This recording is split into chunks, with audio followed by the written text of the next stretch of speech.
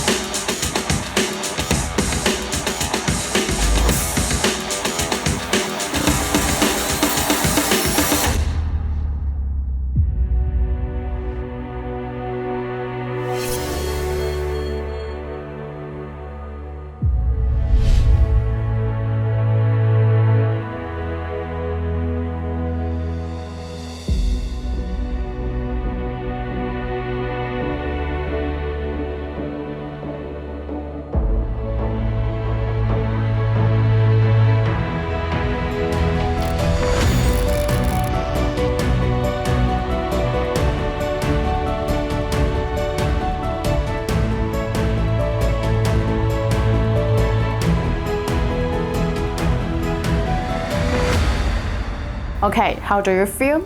Excited just like me? I know it might not be enough for you only watching here. Especially we have next 3 movies for this fest. So as always, subscribe to us on Facebook, YouTube, LinkedIn, and our official website, www.comat.cn.